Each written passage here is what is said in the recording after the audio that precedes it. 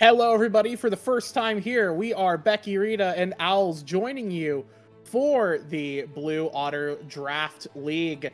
We're dropping hot into a draft in progress. It's like archaeologists landing in on a dig site after events have already happened, although not a whole lot has happened. We've gotten a Wukong and an ASOL band, but otherwise, we're still cooking. We're still figuring things out. How are you doing tonight, Owls? Well, I'm doing alright. I appear to be a little bit shadowed, but that's because my light source is in slightly the wrong place. Hopefully it'll even out here a bit as the night goes on, but, you know, Becky, it's gonna be a fun night. I am here in front of you guys, and I'm also behind the scenes as well, so I'm gonna be wearing many hats this evening. Yeah, we're double dipping. You never want to have to double dip, but when you're a true gamer, you can do it. Well, We got Becky, some true gamer. let's be real. BOL is used to seeing me double dip. I'm pretty much everywhere in this production facility. That's true. That's true. That's again, that's a true gamer moment. We've got some gamers here as well with the Cheezers and the Squids. Two of our Sapphire teams, which is again the upper division, and both these teams went off of week 1 with a 2-0 victory, with an asterisk next to the Squids series. But I will say, going into the season, neither of these teams were really very highly rated by the community, and coming out with a 2-0 victory in week 1, even though one of those 2-0s is again with an asterisk next to it, is very promising. And what would be appropriate if not a Cheezer playing Twitch? Or maybe we're just hovering it. Yeah, I mean, Twitch has been fairly powerful recently. Feels like he's been in a very good spot. Corki, I'm not so sure about. It feels like they took away a lot of his power with the package. There was a lot of Corki bundled into it. But from what I'm hearing whispers, he seems to have done quite well with the new items, so it's not entirely lost here for him. Yeah, Corki, haven't actually seen a whole lot of it from various streams I've been on and you've been around. I feel like we've only seen one Corki recently, and it was still in mid lane.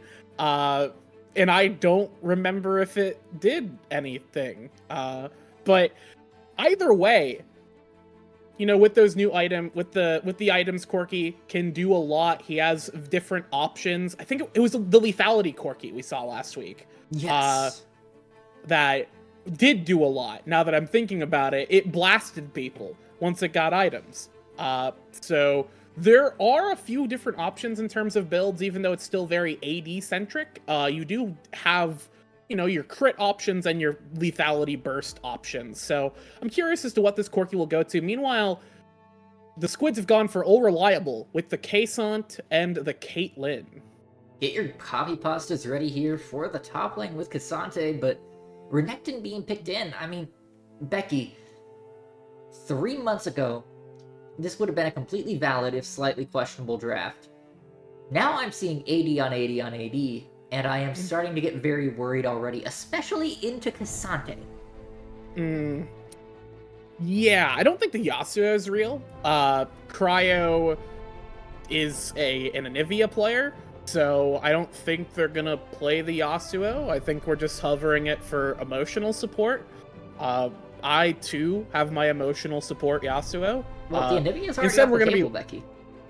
Yeah, that's true. Anivia and ASOL both. Cryo's gonna have to go for a third champion. Let's see what's in the bucket for this Cryo Phoenix crying without their signature pick. Speaking of crying, the Amumu will be locked in.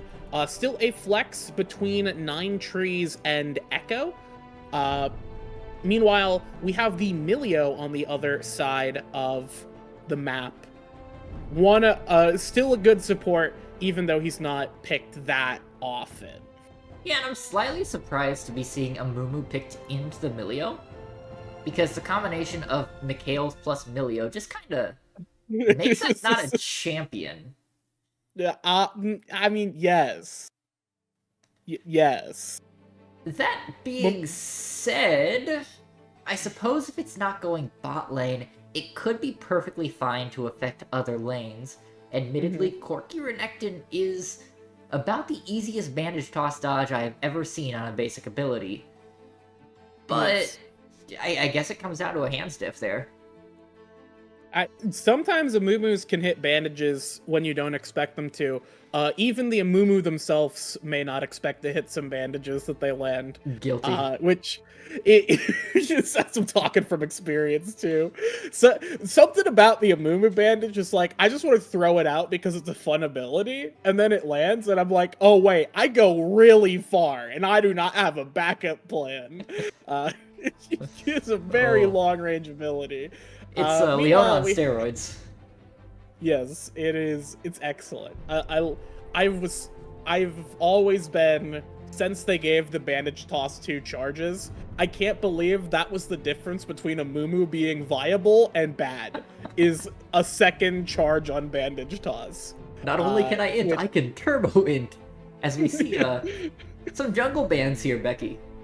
Yeah, targeting less force with the Ivern there. Less Force, it has is one of our junglers, has a bit of a weirder champion pool, so it makes sense that they kind of want to take out some of those weird options, try and keep the Cheezers on a less cheesy game, as we have the Hui locked in for Longman.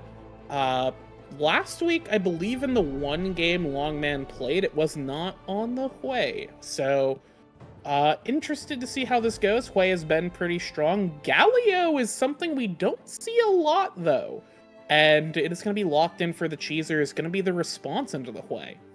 Yeah, I happened to see a not insignificant bit of this Galio fairly recently in the CLOL playoffs because it is the favorite of Ole Miss mid laner Icelandic hero. Oh. But I don't know how I feel about it here. I mean, on the one hand, the Squids have a pretty nice split focus comp, so Galio is not going to get much in the way of knockup, unless he gets a great Diana pull here from the Moonfall. But furthermore, your team's already looking to clump around the Milio to negate some of the power of the Amumu here. It feels like the focus is already pretty split for the Cheezers. Yeah, it's kind of weird to see the hardcore dive of Galio Diana. Good combo, paired with the, safe, the safer, more poke-oriented Milio and Corki. Good combo. But together doesn't make a whole lot of sense. I think the Renekton also as well, it can do a little bit of both. So more spec'd into diving in with the Diana and the Galio, and Corki can batter them at a range. But if that's your goal, I feel like you could have picked a different AD carry, or I don't know. It seems a bit odd. Like you said, it's a bit disjointed. Meanwhile, the Squids have finished a very standard-looking composition here with the Lux support, so that is going to be in a Amumu jungle. Yeah, I don't mind this, because it does give that Amumu a little bit more gold in the early to mid game, which will let him ramp up into those tank items that he needs to stand on the front line with K'Sante and create a great 2-3 comp. That being said, there is a little bit of concern, and I admit, I haven't played a ton of the new Corki, so I'm not quite sure about his power scaling. But Caitlyn Lux early, if you can get on top of them, very squishy, very vulnerable. If 2 out of your 3 carries are really far behind, moving out of laning phase, you're going to be in a lot of trouble here. Yeah, it's going to be very much reliant on these carries for the side of the Squids, I would say. That Caitlyn, that Hui, they need to be in a good spot as we get further in the game. I hope that's what you were talking about. Oh yes, absolutely. Okay, good. I would hope that we can get through the early game, and I think with the Caitlyn Lux is a super disgusting lane, and Corki is not a very long-range character, so at least until level 6, so he's gonna have a bit of a rough time. Milio as well, doesn't have has a lot of good buttons, but they don't really do anything into getting poked down relentlessly by the Caitlyn Lux. So that bot lane's gonna be rough. Mid lane, I can't say I'm familiar with the Galio Hui matchup. I imagine neither of them really care about the other person that much, and it's going to come down to what the jungler does. I will say, but- Galio has really good gank set up, so if Diana shows Oh, up, yeah. Hui is in a ton of trouble. Yeah, no, Galio is great at setting up for other people, so these ganks are super possible. It's just gonna come down to, can they find an opportunity, or is Hui gonna be a little, maybe sitting back a little too far to make that happen, even if it gives up a bit of CS, even if you obviously not optimal to give up CS. So, as before we hop to a break, thinking about these comps, which one do you favor here in game one? I think the Squids are more coherent. I think they have clear win conditions. I think their weaknesses are fairly manageable if they play intelligently and play with vision. And I think the Cheezers kind of lack a coherent idea, a coherent focus for their squad. Mm-hmm. I am a little bit concerned because, as we've seen in previous games both here and in other BOL leagues, sometimes that lack of coherence can actually be a power point. But I think just in the interest of, I am a caster, I like the things that make sense, I'm pulling the Squids here to win game one. You know what? While I do agree, and I typically go for the more stable composition, I want to believe in my boy Corky. So I'm gonna go ahead and completely biased root for the Cheezers here. I think that they do have some good aggressive play that they can look to definitely exploit the lack of mobility on Caitlyn and Hui. They do have to get through the K'Sante and the Amumu, but if they're able to do that, they have the ability to shred through those backline. And once those carries are gone, what do? You get killed by K'Sante, but don't worry about it. With that said, we're going to go to a quick break. When we come back, we're going to be in on the Rift for game one of our series here between the Cheezers and the Squids. Stick around. Game coming at you after the break.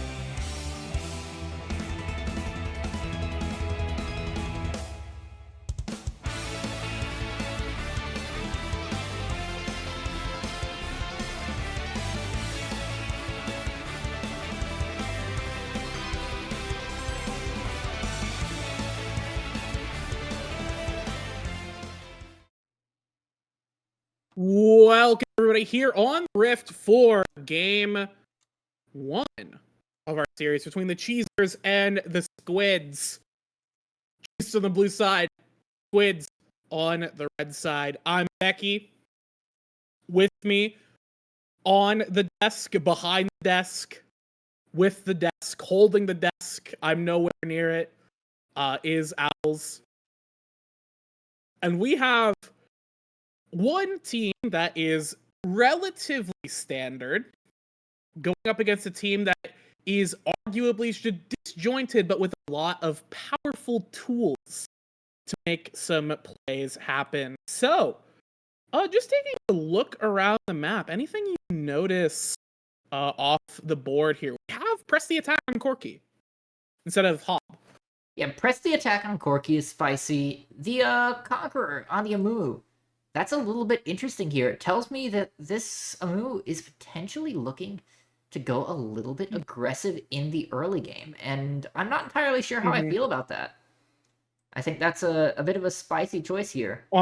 Honestly, I have been fighting the Conqueror Amumu war for like 2 years now at this point. It's a losing battle. Even though in my heart it feels wrong in a lot of cases, everybody still just goes Conqueror on Amumu.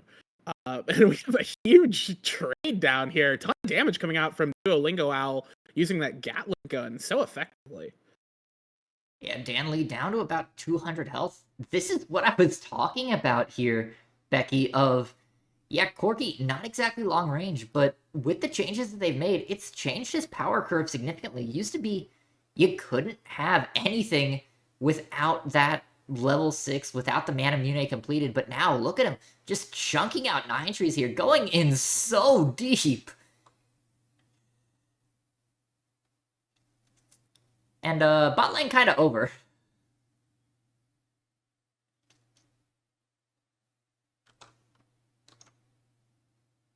Oh, OBS has just crashed.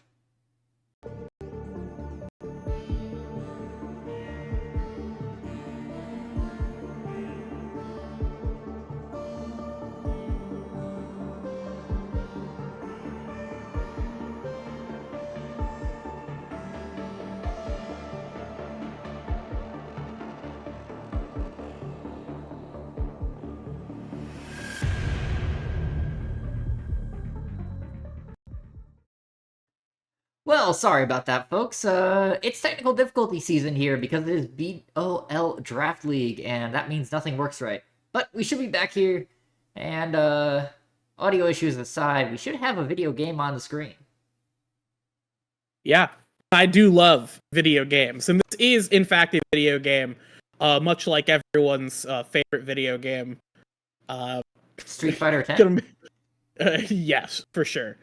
I was gonna make a reference to a YouTube video I watched about Super Mario games with I am a teacher Super Mario sweater, which is a sweater tutorial, a sweater knitting tutorial that is technically a video game. And I love video games, so that is a sentence that is coming out of your mouth, that's for sure. I love sweaters too. Either way, we do have a little bit of a push up here. Echo's gonna look for a gank. Yeah, Bear forced to flash, actually, here to get away from that Amumu, so didn't have the slice and dice, pays for it quite heavily, and that means that Amumu can continue to look for more ganks just like this in the future. Yeah, pings going down into mid. Diana's gonna go for a little bit of a counter jungle. And gonna go actually onto the play here. Yeah, it just doesn't have enough damage, though, and Cryo was so far away that it was impossible to chase it. Now looking for the return is Echo, but not close enough here, will not have the distance for Bandage Toss, so just going to help Longman push it in since the Hui is completely out of mana, and move on from there.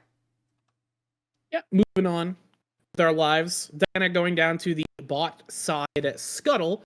Top side Scuttle already been claimed. No real objectives up quite yet. Still waiting on that first round of Grubbins. Still waiting on the first Drake, which is coming up in about 15 seconds. Although, I would say, actually, if Corky gets his first back off, it has some kind of extra damage. With the Gatling gun, you actually probably take Drake pretty quickly. So I think that's an opportunity that the side of the Cheezers could definitely look for if they want to go for this early Drake. But it looks like Duolingo Owl is going to be content just keeping Caitlyn Lux shoved under turret.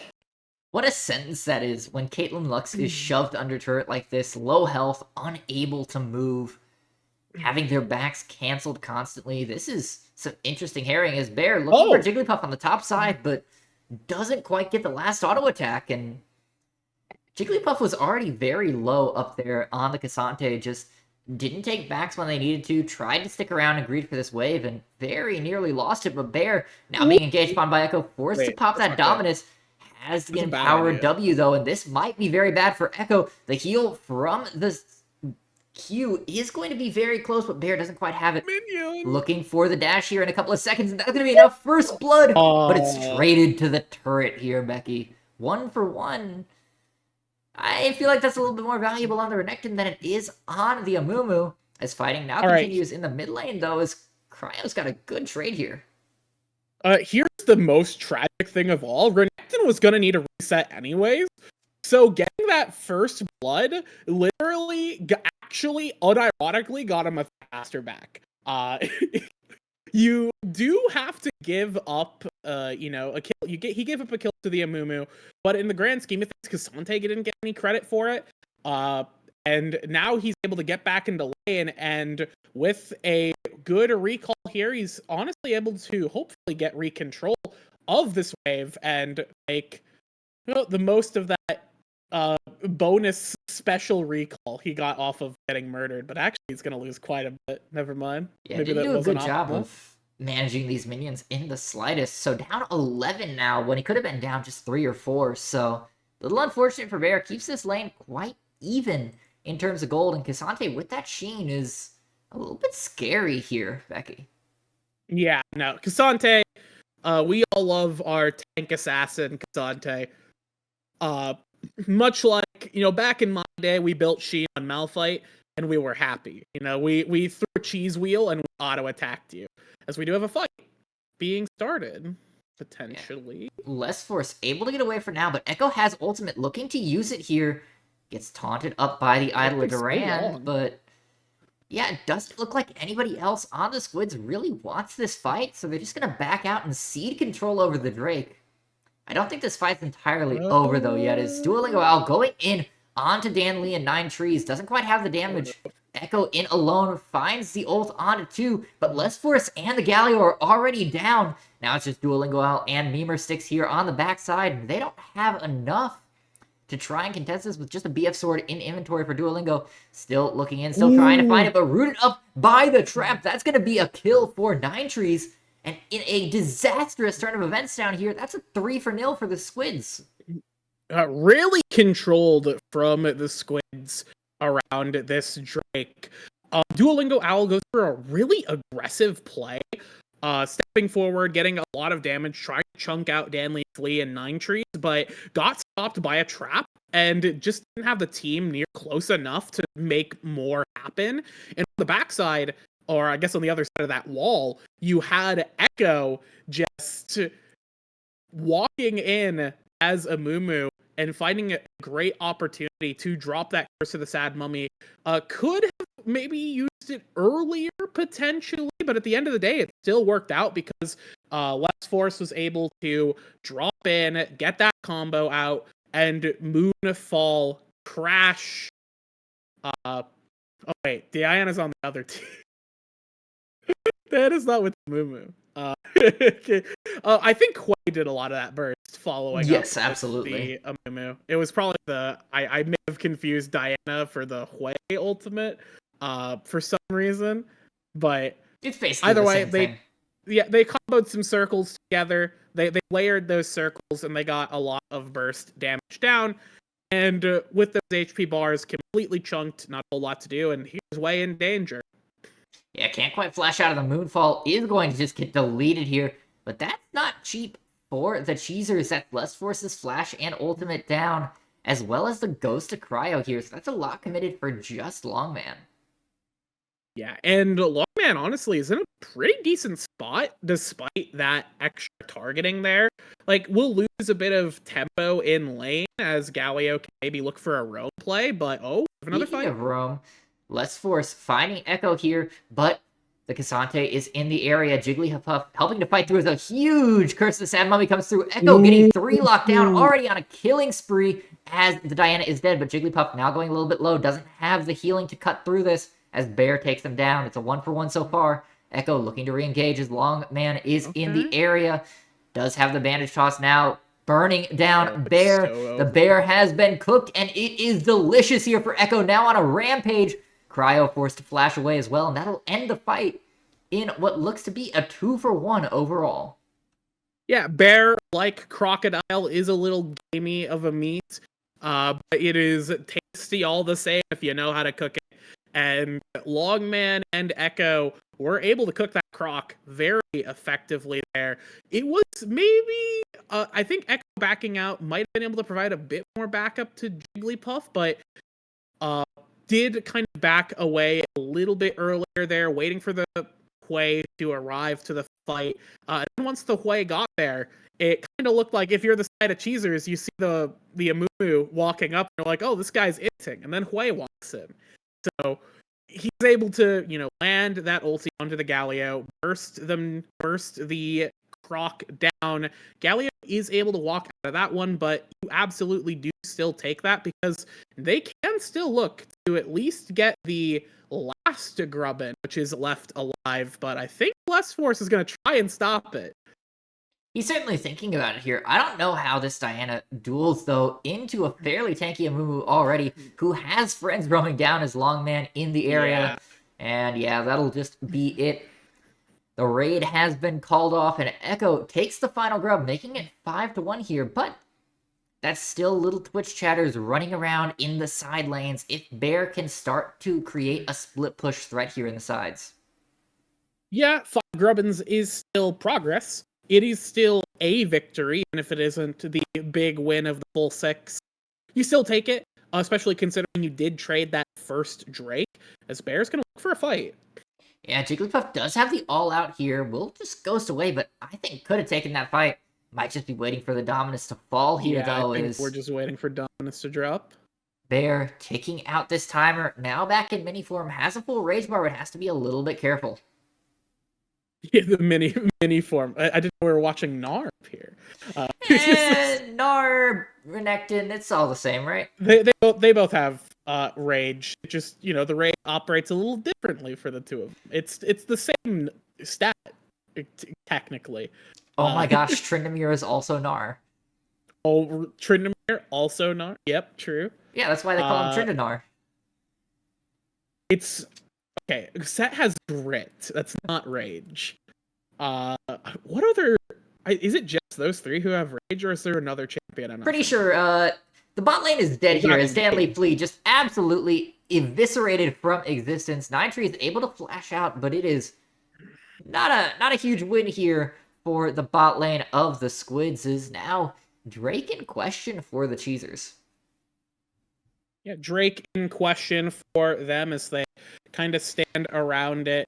It looks like Amumu might be trying to do something around here, looking to get in, but there's just not any way to do it. And, Cryo doing good. Oh, actually, Cryo gonna get a kill, potentially. No, not quite. Oof. Yeah, not quite. Really? Not You're quite? gonna... Never mind. Okay, Echo just falling for no reason there. No map awareness. Duolingo, I was gonna get a triple kill off of this. Because one jungler was lazy with their recall. Come on, Becky. Is Cork at time, baby? I never doubted you. You're my favorite champ. Man, the best part of this game 1 was when he just said, I've got a bogey on my tail, and bogeyed all over them. I've got a bogey on my tail. And he went in, and it turns out the bogey wasn't on his tail. The bogey was looking in the shop while in a brush.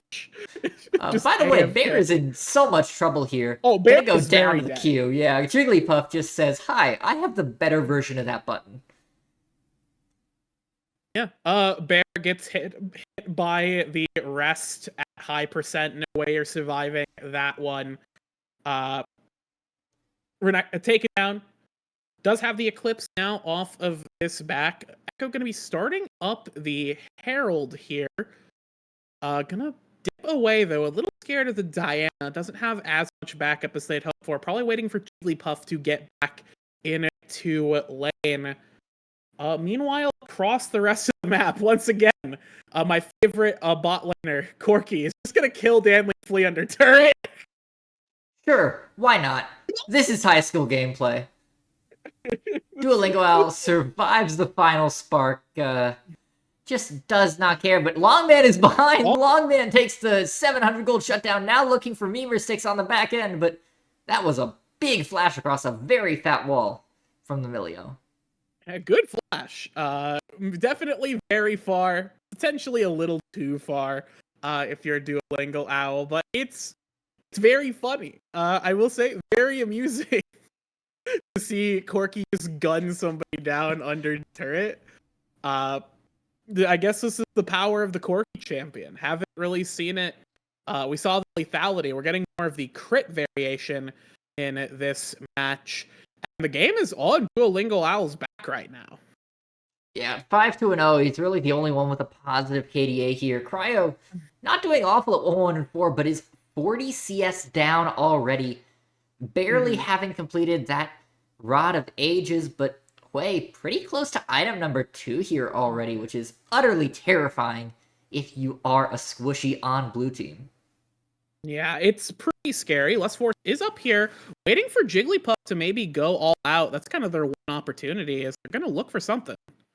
Yeah, Jigglypuff, though, doesn't burn that ult too quickly. Uses it to get away from the Diana, and now might just be able to find Bear on the backside. Less Force looking to clean this up, but doesn't have the damage, and Jigglypuff won that pretty well, as on the bot side, Galio has been turned back to stone, but we don't have Cassiopeia in this game, my friend. Yeah, no. I did get to see that on my own feed. It was just kind of Umu lands a bandage and he dies. So stepped up, win money. Got ganked. It just kind of, it's a way of life. So not anything super fascinating. There wasn't like a big experimental outplay. Speaking of Umu landing a bandage, by the way. Yeah, we're looking for it. Yeah, Duolingo Owl doesn't get hit by the blast plant. Oh, no. Now isolated on the wrong side of the map, is going to get taken down here by Dan Lee. As on the top side, Jigglypuff and Longman were able to take out the Milio. That was so incredibly greedy here, Becky. Why were they going for that? Yeah, this Bombardier is very daring. I don't know if he's smart, though, as he did, as you said, they just aggressed so needlessly into the enemy jungle. They didn't really have a whole lot of backup. Cryo does have ulti, but not a whole lot else. They might not have even been in range for it. Bear wasn't in a great spot. I don't know if Diana was in a great spot either. So it was really just Duolingo Owl and Memer Sticks going for any kill. And it doesn't amount to anything because they aren't able to shred Danley Flea fast enough. And, with that exhaust coming down, just not a whole lot for the Corki to do other than get stunned up and die. But still put out a ton of damage before falling. And that will bode... that means something. That's going to be something to watch out for as we look around this next Drake fight. 2 seconds on that as it's going to get started up. Position over to the Cheezers here, and it looks like it's just going to be given up here as Echo is kind of just walking around on top, maybe looking for this. They pinged Baron for some reason. You're not doing that. Yeah, I don't mind them giving it up. Drake for nothing. Drake for nothing. I don't mind them giving it up. There's no real reason to contest it here. It's a second Chemtech Drake. Like, oh no. So threatening. It gets them closer to the stack, but it allows this Squids team to find pressure on the top side, which they just might here as Bear's going low. However, TP coming in from Longman, and this is now a big fight. Ooh. Echo isolated on the top side. Can't quite find anything because there's no team to follow up, but he's bought enough space. The rest of the Cheezers are too scared to walk through that choke point. And I don't know how the Squids aggressed on that fight, found nothing, and still feel like they barely came out on top. Yeah, the Squids went for that play. Like you said, they kind of just found nothing, didn't hit the CC they needed to, and ended up just having to back away. I think most importantly, you saw the blast plant. I think Caitlyn hit it, and it sent Corky to safety, which not ideal for sure. Corky might have hit it too. Somebody hit that blast plant, and it really allowed Corky to just survive. But one opportunity lost is another Echo in found. a little bit of trouble here. Forced to use that ult defensively as Jigglypuff alone on the other side of the map. Cryo now flashing away, but Jigglypuff alone and all out in the center of this fight is going to go down to Duolingo L. The health bars are low for the Cheezers. They're full holes, but they're still standing strong here. 1 kill goes over. Why are these big fights ending up as nothing, Becky? I want to cast Bloodbath. Yeah, it really feels like these teams are both playing really aggressively and not aggressively. They've somehow reached the position where a lot of things happen, but then nothing happens, which is kind of impressive.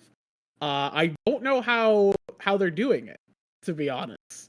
Because, like you said, it really feels like more things should be happening in these fights. I wonder if, definitely for the side of the Squids, once Jigglypuff fell, they had that, that number disadvantage. Jigglypuff kind of got isolated there. And, good from the Cheezers to catch the Cassante out and make that fight much, much less winnable. If you're the side of the Squids, you need to start looking for a little bit more coordinated of a fight. You can't just lose a player at the start of it for no reason, because you have a good team fight comp, but that doesn't mean anything if you're trying to fight 4v5. None of your players are that far ahead to just make up for losing Cassante, for example.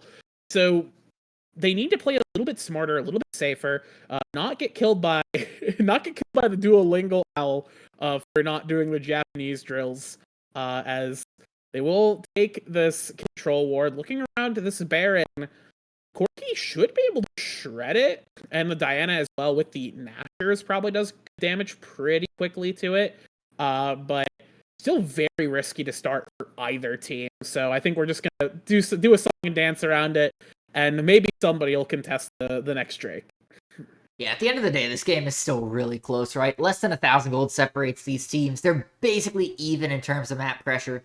The only thing in favor of the Cheezers right now is the fact that they've taken all of these outer turrets and can get that vision line a little bit deeper without threat, but that's not a whole lot when you have a Lux, when you have a Caitlyn who can scout out so effectively. However, 9 trees been cut down once more, down to 8 trees here, and that might be the catalyst. Yeah, only 8 trees left. Hopefully we don't get the whole forest cut down. That'd be very disappointing. Stanley Flea's gonna be the target. Yeah, it doesn't quite have enough damage, does Cryo. Echo now looking for an ultimate, but on to Cryo, too far towards the edge of the fight. Can't get all 4 into a single ult.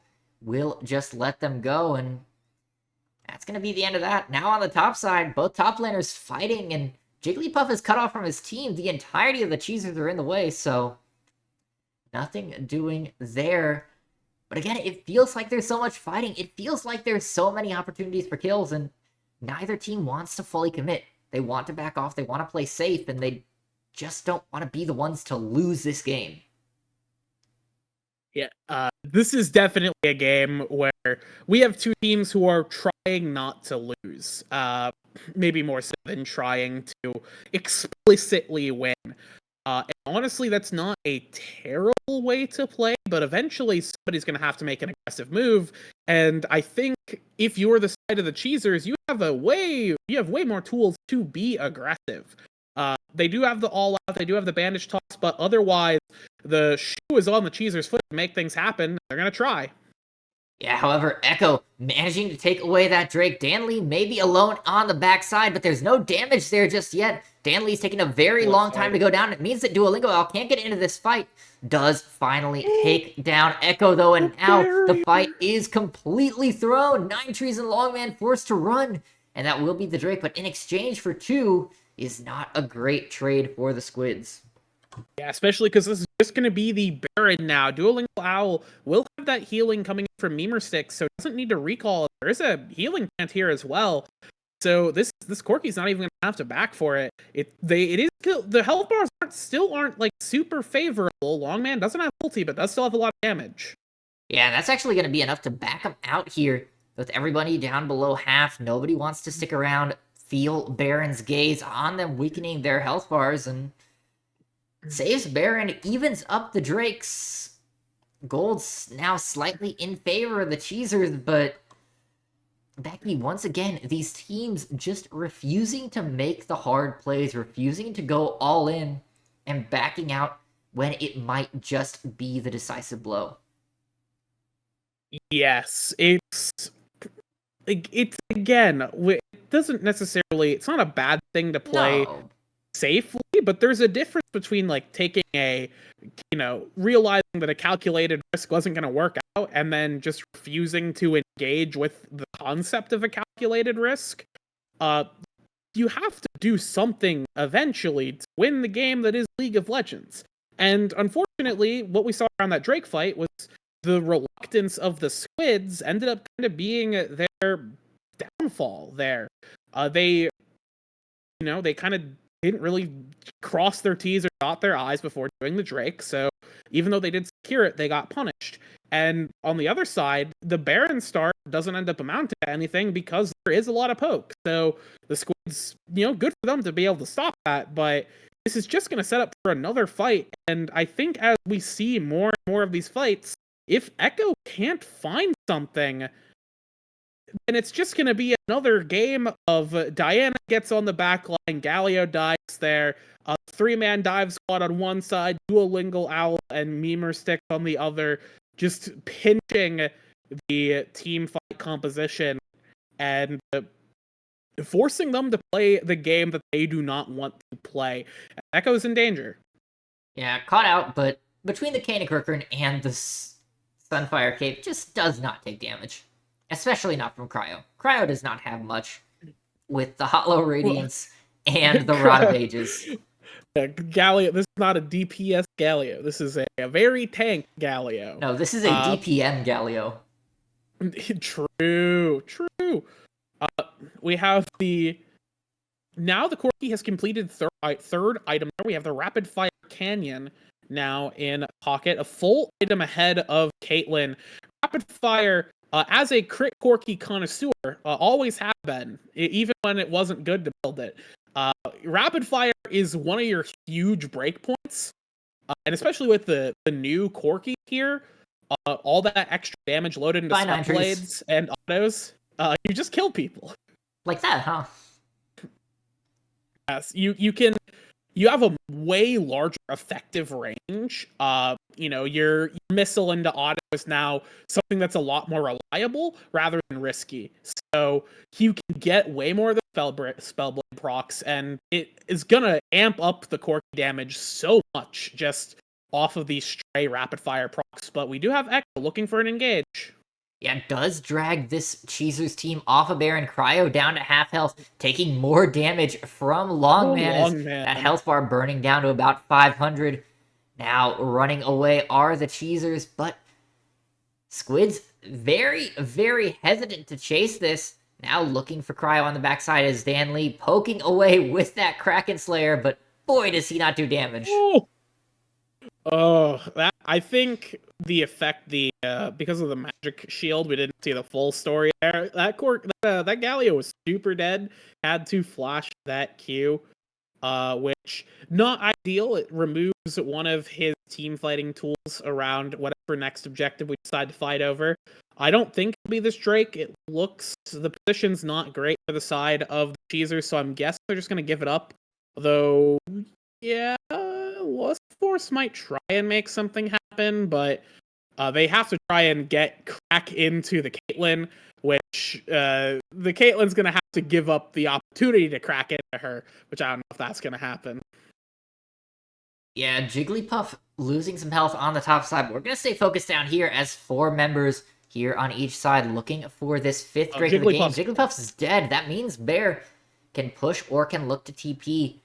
Health of this Drake down to about 4,000, but now the Squids have seeded the river. Cryo going very low, down under 1,000. Echo still has a ton of health, but Bear is in on the back. Echo now going down as a beautiful Moonfall pulls in 3. Echo already dead. 9 Trees dying on the backside as everybody else is pulled away. And yeah, that's going to be the Drake here. 3 Drakes to 2 now. And Caitlyn's ult is ineffective at killing Less Force. Yeah, it took so long for the side of the Squids to decide to pull any kind of trigger that once again they get the trigger pulled on them. It doesn't help that Renekton was able to actually TP as Longman is dead. No, yes. Eventually, yes. He had to think about it. Yeah, Longman is dead. Are we finally seeing a Baron, or is this just another? Hey, one person exists on the map, so we're gonna be too scared to do Baron. What if we get 1v5'd by Lux? Have you considered? Hey, Lux is scary. She has a button that lets you ult from halfway across the map. Yeah, that's scary, right? It's horrifying if it happened, and it will. It's actually backing them off. Becky, why make plays when you can do nothing? We're gonna be here till midnight just because these guys don't want to finish game 1. Yeah, this is gonna be a 2-game series, and it'll take longer than every other series tonight. These teams, you can't. Again, it's hard to criticize safe play, especially in a draft league where the standard tempo is we're making bad choices every second. See, here's the thing: bad choices are still choices. These are not choices. This is kicking the can down the road. This is procrastination in League of Legends form. It's like, oh man, I'll write that essay tomorrow. All right, I'll do the dishes tomorrow. All right? I don't need to do it today. It's a problem for future me. You're gonna lose the game before future me gets there. For both of you. Just somebody do something. Here's the more depressing problem, Becky. Because neither of these teams are actually seizing their advantages, the gold gap is only 1,700. This game is still even 32 minutes in. Yeah, it is. It's certainly a nail biter. I don't know if that's because of stress or something else, but it's definitely a nail biter as we wait to see which team is going to be the first to get a lethal push on to their opposition here. Bear and Jigglypuff still kind of matched up down here. Bear got the better of Jigglypuff previously. As we know, Jigglypuff famously does not have a great matchup into Swordies. And I guess what Renekton has is a sword. Oh, hey, as we have Danfleas is just on their own. Sure, let's abandon our ADC when there are assassins on the map. Why not? All right, at least it's pushing the game forward. This game. Yeah. Echo is here, though, as is Longman. That's a lot of damage. Are the Cheezers going to be scared away here? 4,000 goes to Baron. 3,500. Echo is in the pit. They're going to flip it, and they do win the burger flip. Blue team takes the Baron as Duolingo out going over the wall, trying to find Echo. Will get stunned up here, however. Cryo able to keep him alive. Duolingo Owl does not fall to the spiraling despair, and now Longman in trouble. The burn on the backside might take down Less Force and Memer 6, but no, Cryo able to take down the mid laner first, and now 9 Trees running for the hills. Will stay alive for now. And finally, Becky, a trigger has been pulled, the gun put to the Squid's head, and we're having sushi tonight. That is right. Calamari specifically is what we're going to be enjoying here, as the Squids are cut up around the... never mind. Okay, we're fine. Yeah, Squids get cut up there. Duolingo Owl, the person to pull the trigger for both teams as they go for the burger flip. Honestly, a pretty decent attempt from the side of the Squids. You know, it obviously Less Force. The idea was to try and wait it out, see if we can't kill Echo first. We don't want to go for a flip, but because of 9 Trees, they forced the issue. So it came down to which jungler is going to hit the flip. And unfortunately, I think Echo smited first, and at not enough HP, not enough damage came through from the Lucent Sync, the Finalis Funkeln Final Spark. Not enough damage came through from the Lux ulti. Did you just name it German? Well, that was its old name. It used to be Finalis Funkeln. In what, beta? Back on her release. Look, so, I'm ancient, all right. Look, I sometimes call the chickens raptors, or the raptors wraiths, all right. Oh no, they are wraiths. We have Drake is all right. Bye. The third Drake gets picked up by Echo here, as now we have soul point for both teams. But the gold lead is actually starting to tip in a very much a favorable position for the side of the Cheezers. Now it's, I believe that is 6k in favor of the blue team, which is not ideal. No, that's about 6k more than they'd like it to be, as now pushing in on all three sides are the Cheezers. Stanley taken to about half health from one Duolingo trade, but fortunately that bottom turret staying alive, as elsewhere isn't quite so lucky. All these turrets so low already, Becky. Yeah, turrets getting lower. The siege has been very good at this bear, and they've made quite a lot happen, even though nothing major has fallen yet. They've set themselves up for, a future bear or just any kind of good siege to really do a ton of damage here. This mid is so close to falling, bot turret's so close to falling, top turret's so close to falling. They could honestly just keep up this, this 3-lane pressure they've got. I don't know if the side of the Squids have enough to stop them from doing this. Yeah, as they have lost not Baron. But Bear is also going to be lost, yeah. Nine Trees, though, very, very low, as Less Force is here. Jigglypuff now all alone in the middle of 3, and they may be beef tanks, but they still have enough to give him the horns. That's another kill here for the Cheezers, who, as you've said, are firmly in the driver's seat at this point. Yeah, and while that was happening, the mid turret did end up falling. Top turret's going to fall here as well, inevitably, as Bear does get the TP in. So we're going to see 2 inhibs taken. And without Cassante, the 4v5 here in the base is not going to go well for them, unless Echo finds something crazy with Longman. But Echo taking a ton of poke, not able to even consider doing that, as 1 turret, 1 inhib left. Has Echo hit a Muumuu's button since like 15 minutes? It certainly doesn't feel that way. None of these Curse of the Sad Mummies have been very effective. Yeah, that's what I was thinking. It feels like Echo, despite having a great start, has just not been a part of this game. Yeah, which is, I feel if you are the Amumu here, you are the person at making things happen. The rest of your team is not able to make things happen necessarily. Especially because Cassante ideally wants to take one person out to the Denny's parking lot and deal with them old-fashioned style. But you as the Amumu, you need to make things happen. You need to look for these angles. You need to look for the curses of the sad mummy. You have Longman, who is very strong on the way. Yeah, 4 full items.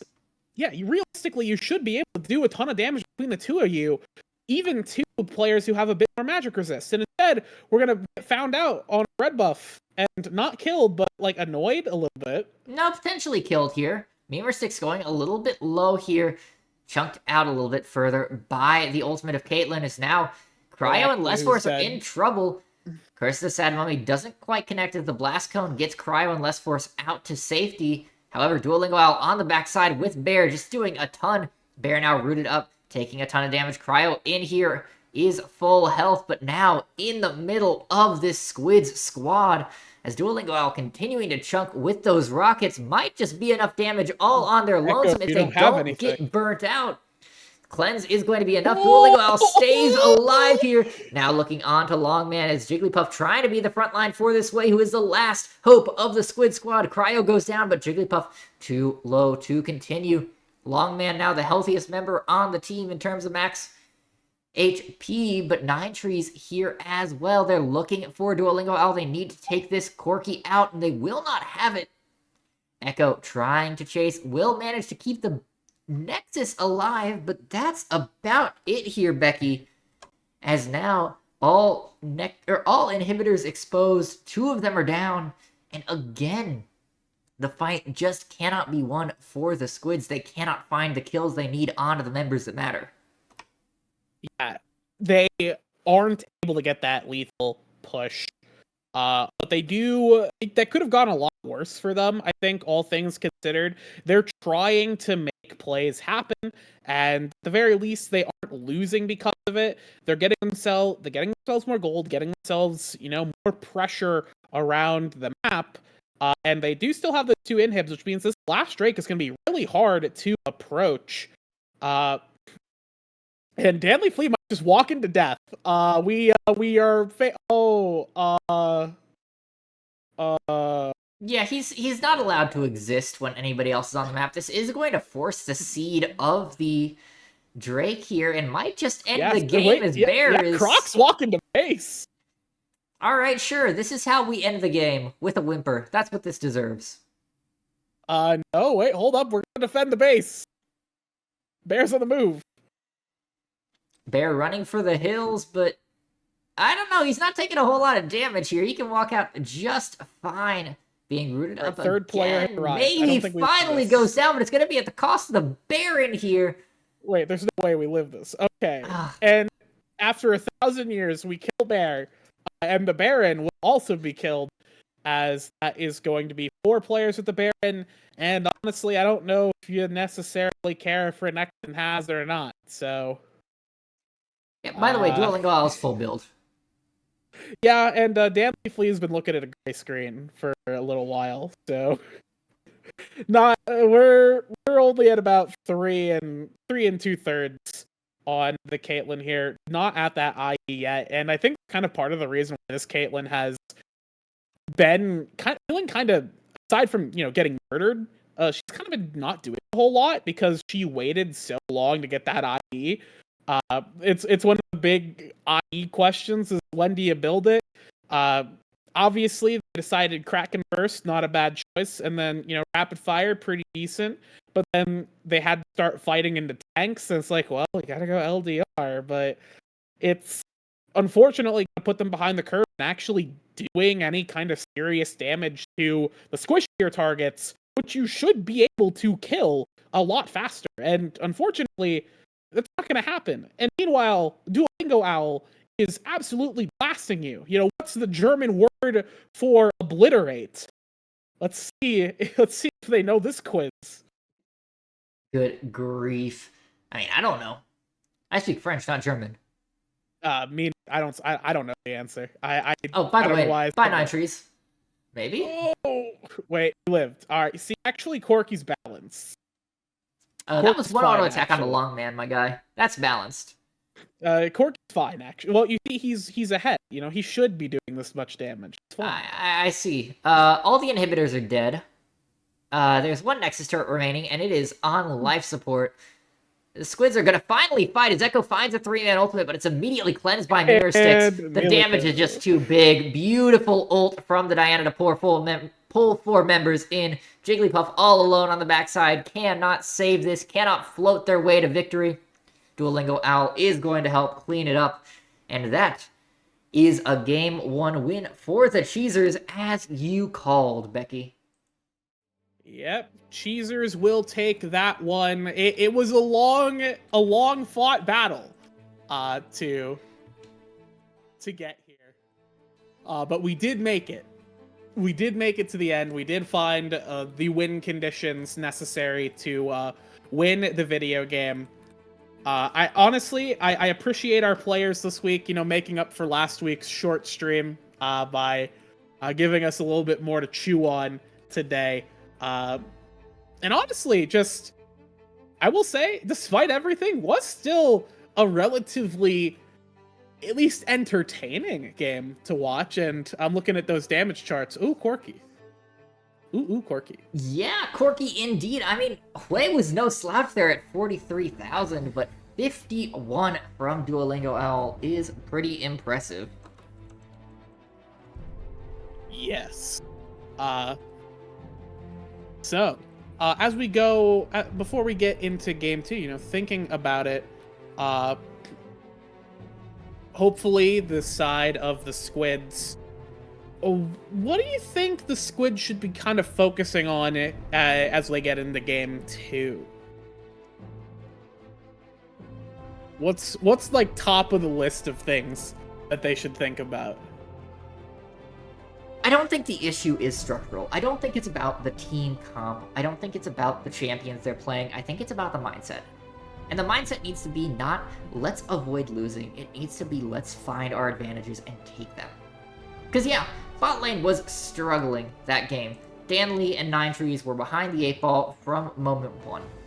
Fine, that's a loss, but Longman is your victory condition. Play around him. Jigglypuff, Echo need to be around Hui all the time there, and they weren't. So it's making those better macro decisions that will win them these games. Yeah, and we'll have to see if they can pull it back around here in game two, or if the Squids will get skewered and cooked up in the second game, and we'll head out early off the back of a cheesy game two victory. We're going to go to a quick break. When we come back, we'll be in draft for game two, so stick around. We'll have that draft at you soon.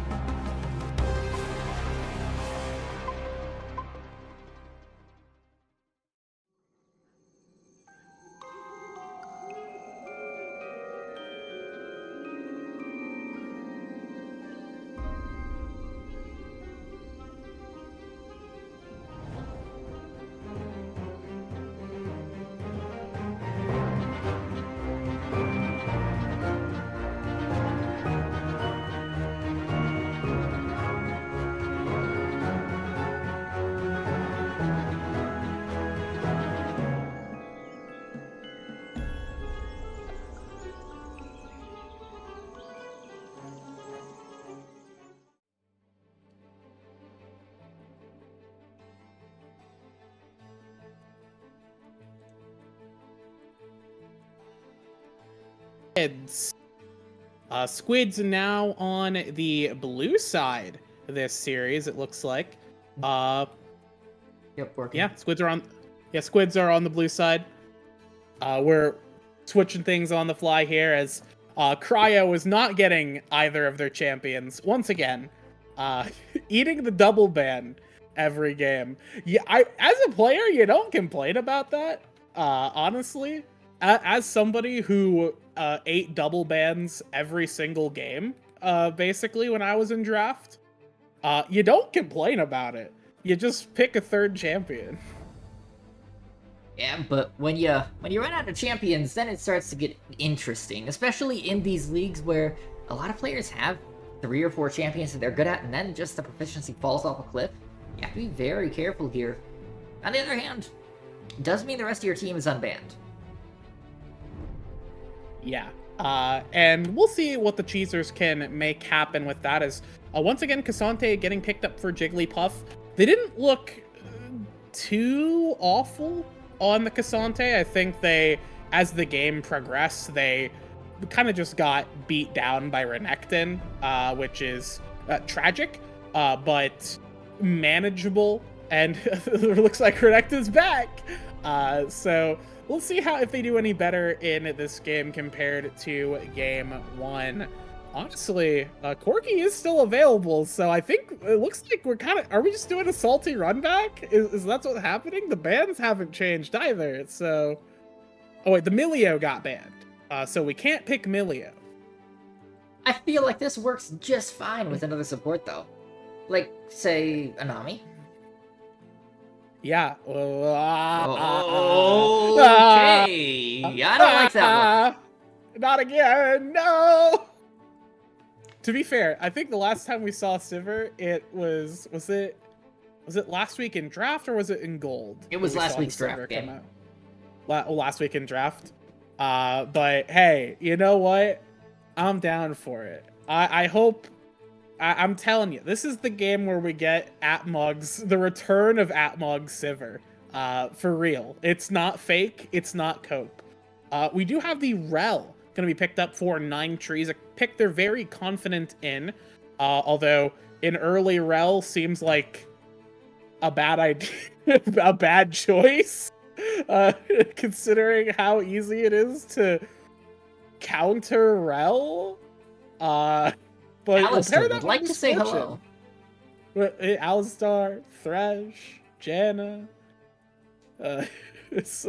I feel like you have limitless options here if you want to counterpick the Rel, but they might look to get their jungler and kind of sack the support. Yeah, so now the Squids can potentially look to target some of those really rough supports for the Rel, or maybe they try to target that mid lane. Although at this point, they've kind of pinched enough of Cryo's champ pool that they might as well just get rid of supports here. We'll see if this Lilia pick for Less Force ends up being a good decision in the long run. Something that got banned away in game 1, so now the Cheezers have it. Yeah, I mean, on the plus side, Lilia is a very powerful jungler if she can get to that 1-2 item point. You know, like Brand, she does like the burn items. It stacks real well with her passive. She can do a lot of damage just in and out, hit and runs with those blooming blows. So, lots of potential there. It's just difficult on the execution side. Yeah, it'll be difficult. It'll be difficult for sure. The Hui is gonna get banned away from Cryo and Longman both. Not gonna have that champion. Cryo does also play the Hui, so it's a smart ban. Hui is definitely strong and it's good in a lot of different situations. A very flexible champion. That's part of his kit, is he can do a lot of different things, even though he is still just kind of like a mage.jpg. Last ban gonna we'll hit the Lulu with all the supports, and we're locking Yumi. We're thinking about it. It's not real. I don't think it's real. I think this is a fake pick. We don't pick Yumi. Champ's bad. That's not the answer into Rel either. No, it's not. But it's possible that the typical Rel comfort response, the typical Rel response picks are just not comfortable for meme or sticks. In which case, yeah, you go down your list. Brahm's not the worst, but Rel's not crying about it for sure. Okay, but her crashdown is super telegraphed. You just click on her, and you click the W button. No, it's too difficult. All right. What if we miss our point and click ability? Think about it. Think about if we miss our point and click. Look, okay, you're giving me flashbacks to Season 3 when Alistair's QW was not a free combo? Oh, don't remind me. Oh, Do not that was so painful. I was a support main back then. I missed so many combos from being stupid. As J4 Oriana kill pit, Squids have a death combo here. Yeah, it looks like the Squids are going to be throwing everybody into the pit and looking to destroy them into outer space. But the Tristana is an interesting response into Oriana. It's probably fine. I don't hate these two comps.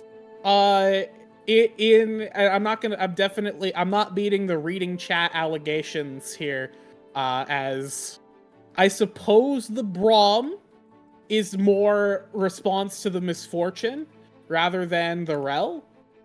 I don't buy it. It's not important enough because the setup is what gives the misfortunal, right? Like, if you just stop Rel from going in, then your ADC can walk out of the misfortunal and not care.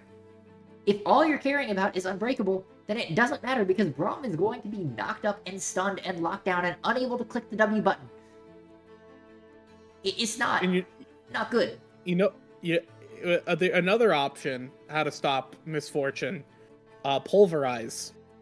Yeah, absolutely. Headbutt pulverize. Oh my gosh. Stop misfortune. I respect it. I think that it's not horrendous. I get the theory. I'm not gonna complain about it. I like the Lilia Sivir as a combo. I like Sivir with Renekton as well. Giving these champions who really would like the ability to stick on the people that extra speed, I think is really smart. The Tristana, I don't know how to feel about it, but I imagine it's fine. I am assuming it's fine. With that said,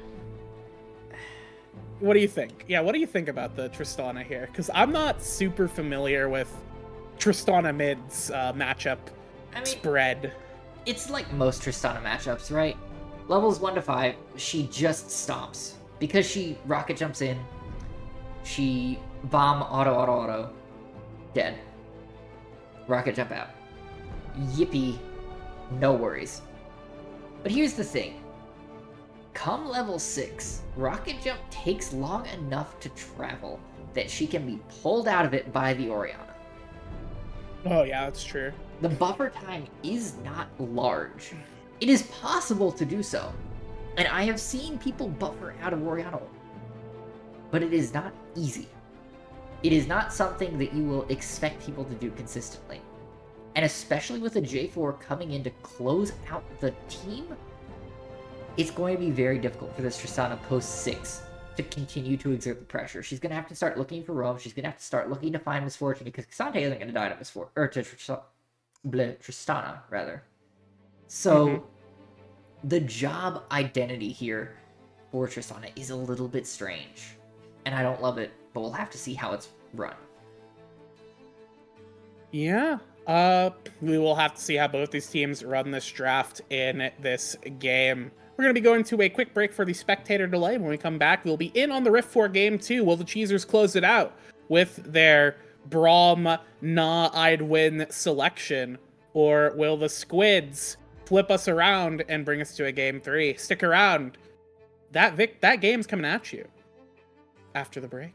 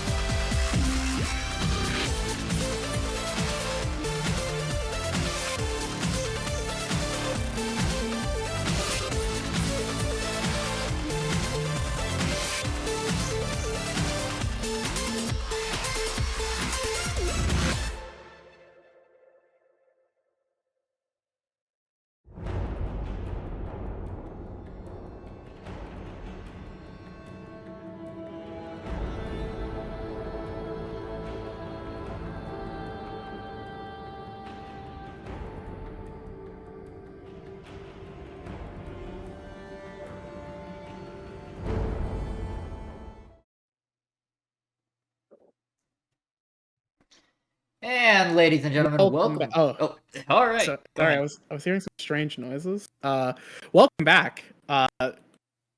I've interrupted you, Nah, it's but it's League of we are Legends. League of here. Legends is happening.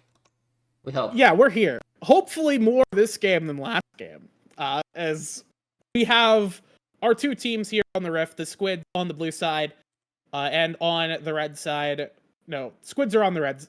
Squids are on the blue. Yes. Yes. Squids are on blue. Oh, Cheese is on the red. gas leak. Oh, there's a the gas leak is happening. Oh no. Is that Squids? why Game 1 was such a hallucination? Yes. We're experiencing the gas leak right now in call. Yeah. Squids on blue, Cheezers on red. Cheezers all coming together to fist bump each other. You know, that's good team spirit. It's good to build team morale. All right. But it looks like our two teams are here going for a very slow standard start. What a surprise. Is Jarvan going to do things? This is the question. He absolutely has to, but you know, Becky, as Ben Franklin once said, if we do not fist together, we most assuredly will all fist separately. And right now, the Cheezers have to fist together if they want this team comp to work, because they're just reliant on all 5 of them doing their absolute darndest to stay out of the way of the Wombo combo. Yeah, gotta avoid getting womboed. It is a very dangerous wombo combo. Like you said, this is a death pit. The cataclysm in this game is certainly going to lead to somebody's demise. And unfortunately, you can't spell shield the walls around you on Sivir. So, and sometimes you can't even, rocket jump over them. They get pulled. The walls are tall enough; they pull you down. You crash into them. So, our two carries are going to be a little bit careful about the wombo combo as the fights later in the game get started up. But right now, our players are just going to be looking at each other. And I'm looking around the map. We have first strike again on the Sivir here. I expressed my doubt about I expressed my doubt about Sivir first strike previously. I don't know if there are better options. I'm guessing other than Fleet, probably not. The Fleet has long been the norm, but Dark Harvest has almost always had second place. Especially with Lethal Tempo out of the picture, it certainly seems like the more reasonable option, but we've also seen First Strike replace a lot of what used to be Dark Harvest a couple of seasons ago, before First Strike was invented. So it's possible that that's the intent behind that from Dueling WoW. But Into a Misfortune who just clicks E, I don't love it. Yeah, and... Oh my... Alright, so top lane's done. That was a star KO right there from Bear. Jiggly Plus not coming back from that one, as we do have potential gank on bot.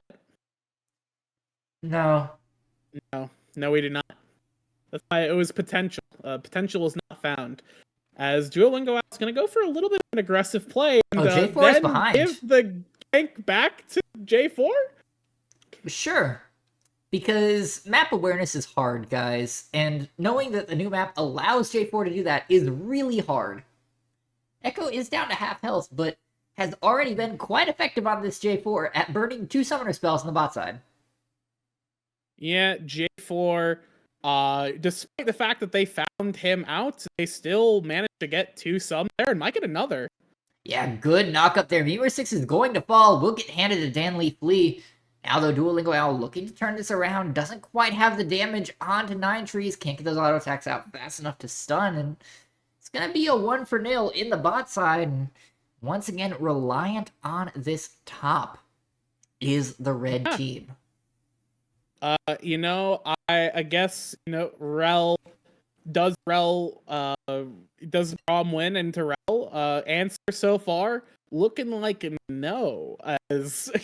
Granted, that was a flash into pullback off of the remount, so it's not like there's a whole lot you could do to respond on any other champion, but certainly a good thing from Echo and Dan Flea. As they also got that kill onto the Misfortune, which is fantastic because they invested a lot into that play. Across the rest of the map, Less Force managed to secure a pretty sizable CS lead.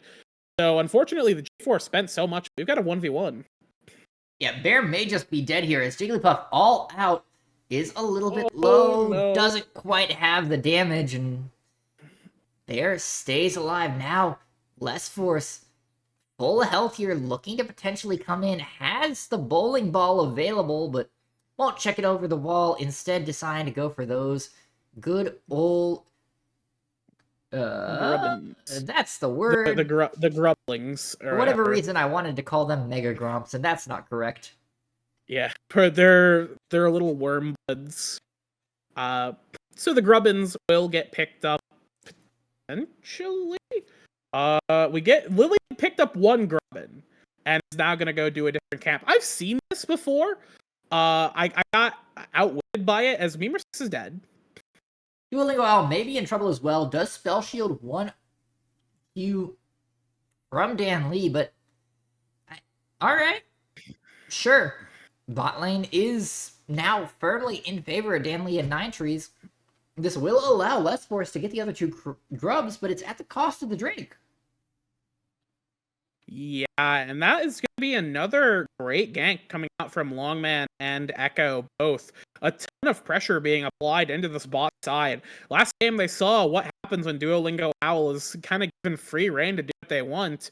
And now they're kind of like, okay, we got to sack topside a little bit. Jigglypuff's just going to have to, try and use their floaty powers to avoid getting killed that badly. And it will put a ton of pressure and resources into getting Dan Flea ahead, or rather, keeping Duolingo Owl behind. And they're doing a good job of that this game. And I think it's a pretty smart adaptation in terms of their focus.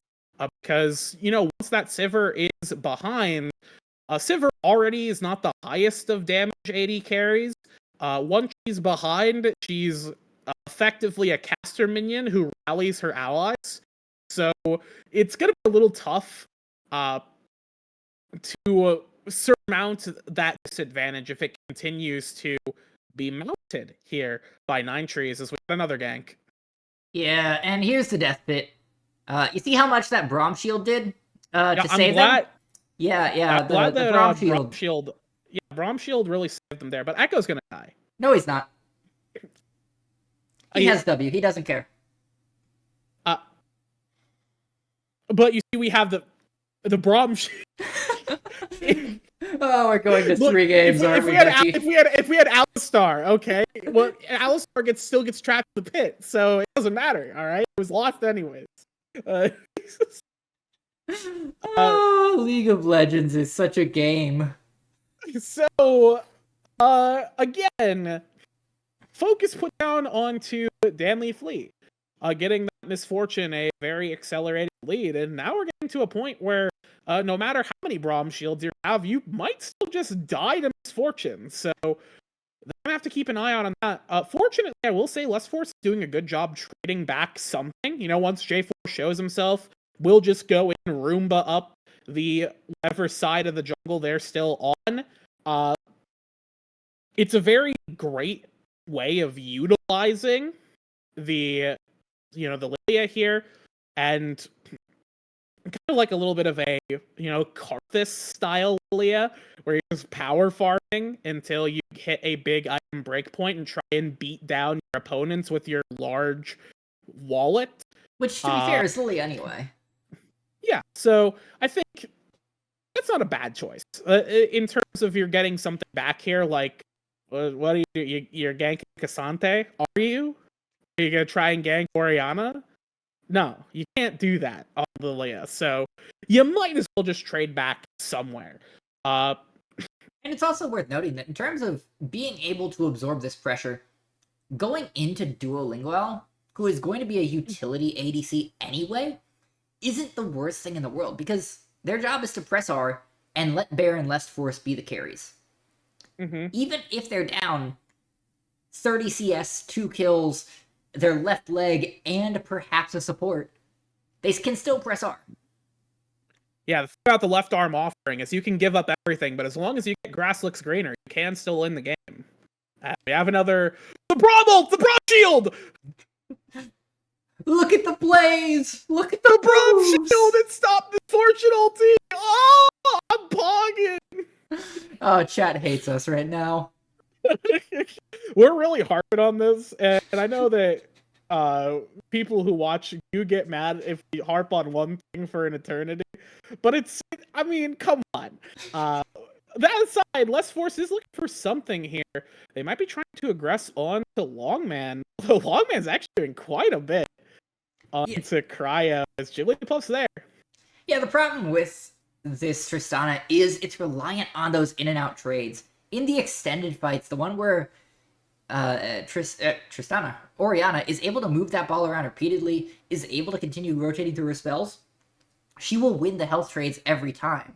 So it's very difficult to stick around for fights like these, and we're seeing that continually here as they are going to lose one grub, but might be able to get enough to still get the grub and spawn, as now Cryo forced to flash over the wall. Mirror6 in trouble once again, puts up the wall, but does not successfully block anything as Mirror6 going down. Longman does fall, however, the red health bars are so low. Jigglypuff all out looking for it, cannot find it, and Less Force with a triple kill here manages to buy just enough time for that Lilia to pop off, and now with 5 Grubbin secured, I think the deer has grown some antlers, my friend. Uh-oh. Well, Less Force looking pretty big. You see, I think this was really off of the back of Braum that the Leo was able to do that. 4 assists that was picked up there by Braum. So in the end, Braum wins. It's real. That aside, let's focus on bot side. It doesn't help you if your carry's not there to actually use their gold bleed. Miss Fortune was so slow responding to that fight on top, bringing their gold up there, that at the end of the day, Less Force was able to just kind of literally run over the entirety of the Squids roster, and it's a ton of damage, and Jigglypuff's doing quite a bit too. Yeah, Bear just eventually dies here, right? Jigglypuff may not have all out, but should be able to just touch down. No, Less Force is here. This is a free kill for Less Force. And good night. Eventually, there we go. Tick, tick, boom. 4-0-1 for the deer. 1 for each hoof now.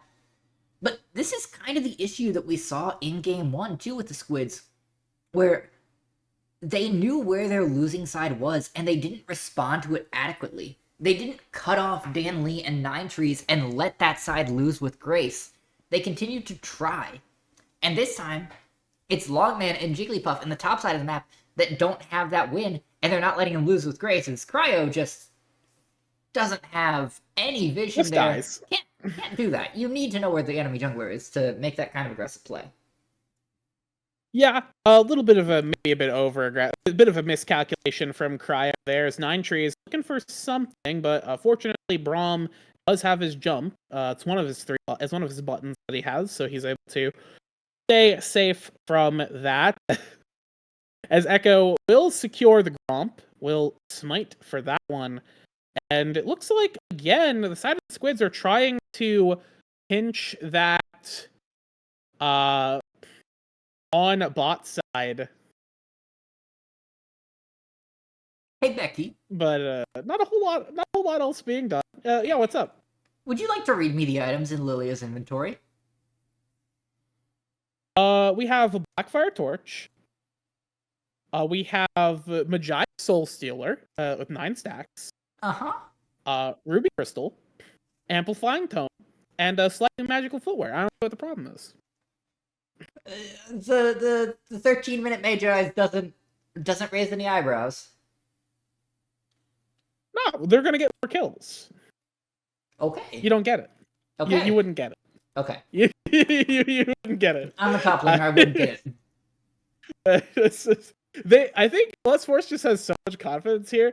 Honestly, Magi is cheap enough that, like, sure, It's kind of strange that we built it second, but Left Force had enough of a lead where they probably just had a recall. They ended with enough gold to upgrade their Dark Seal into a Magi's and was like, yeah, sure. Or just pick up the Magi's, natty. Just like, yeah, sure, why not? Okay, but from a Moneyball point of view, is Left Force going in, finds the 2-man Drowsy, Longman in a lot of trouble, the ultimate coming out of Misfortune, burns down the Tristana. Oh man, cannot find anything. Now a double kill on the backside of this. Echo picks up the third. And Lilia unable to continue the fight when she doesn't have anyone else to soak up the damage, but Jigglypuff gonna die on the top side. Once again, getting KO'd 1v1 by the angry crocodile. We saw this happen in the later stages of last game, but this game, Bear has kind of continued that domination of topside, just popping Jigglypuff over and over up here. A lot of HP, but unfortunately not a lot of resistances on this Pokemon, as we know. Not a lot of damage either, so not a whole lot to be scared of if you are Bear. Walk just dominating the lane, getting 2 turrets up there. In under 20, that inner turret has been cracked and shattered into 1,000 pieces. Full credit to Left Force for what they have done, but the current king of the map, outside of Dan Lee Flea, is that Renekton. Just 150 gold behind the Misfortune, has a staggering 3,500 gold lead at this point, Becky. Ooh, that is an item. That's a canyon. That's a bit of a top lane canyon, as it were, between our 2 laners. I don't think even Cassante has the superpowers to even this one out, especially when they walk into no vision. Bye, Jigglypuff. Was nice seeing you in Gen 3, but please go back to OU. It's just OU. I don't think Wigglytuff's ever been OU. So that's Clefable you're thinking of. Yeah, true. Bear just completely enormous on this front line, though. Happy to move forward here onto 9 trees. Nearly takes them down solo. Yeah, by the way, look mid lane. Because Sivir is just kind of ending the game there. Oh. Well, as it turns out, as long as you have static shift, you can just clear waves super quickly. And they have 5 Grubbins. So they break these turrets so quickly. They're going to sack for inhibitor turret at 18 minutes. I love this. No? Please, there. Yes. Oh, they do get it. Yes, the burn is enough. I love this timeline. We're actually seeing plays on the map. Drake is taken as well. It is only Cloud Soul, but this is a team that loves to run, so it is exactly Cloud Soul that they want. Yeah, it is exactly Cloud Soul. You want to run around. You want to get things done, and especially with all the map rotations that this team is trying to do, you absolutely are happy. It's not, first of all, a Cloud Rift, and second of all, a Cloud Soul. And third of all, Becky, you sacked the first 2 Drakes. You're getting 4 clouds. Yeah, you're getting maximum cloud value. Although with how Bear and the rest of the team are playing here, they're not looking for Cloud Soul. They're looking to win the video game. So we'll have to see if they can make that happen. Dan Lee Flea does still have a sizable gold lead. Has not been able to make a whole lot happen, unfortunately. Otherwise, they found a couple of fights, but I will say the Cheezers are playing really well around not playing into Dan Lee Flea. They're avoiding the damage threat, which is kind of an interesting approach, and it's working. I gave the Squids one job in between games 1 and 2, and that was to macro better. And the team that took that to heart was the Cheezers. Yeah, for sure. We're seeing way better macro from this team.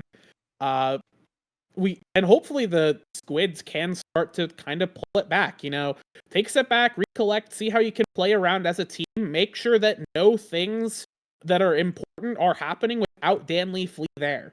Like, obviously, it's going to be tough to try and match Renekton because he's extremely strong, and it's going to be hard to fight if Lilia can get on top of your misfortune because she's extremely strong. But you still have tools to do things, so you got to make them happen. They're sending 3 to deal with Bear here. Is going to get burned down by the ultimate as Cryo teleported in into the middle of nowhere. Forced to flash away, but Nine Trees is here with the flick back. Will get the double kill. However, look, mid lane. Sipper is sacrificing herself for the inhibitor. This is so based. Oh, God, League of Legends is so good.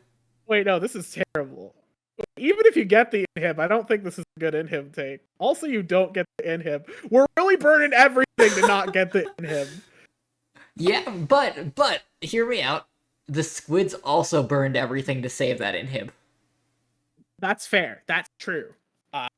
They did burn everything. The problem is that there Baron a potential? No, Baron. You cannot take Baron here. No, Baron is TPing in. This is so dangerous. Yeah, and Lilia's up too, and she's fast. She's gonna be coming on her way, and Bear's there right now. Yeah, Baron's gaze is doing so much to these guys. It is 5-3, but look at those health bars. Look at the damage they're already taking. 3 members are down to half. Danley is fairly low. Oh, Bear is going to get popped off here, but it's still enough. It stops the Baron. Yeah, Baron was halted. Bear did have to sacrifice themselves to do that. But I think that... Are we just starting Baron?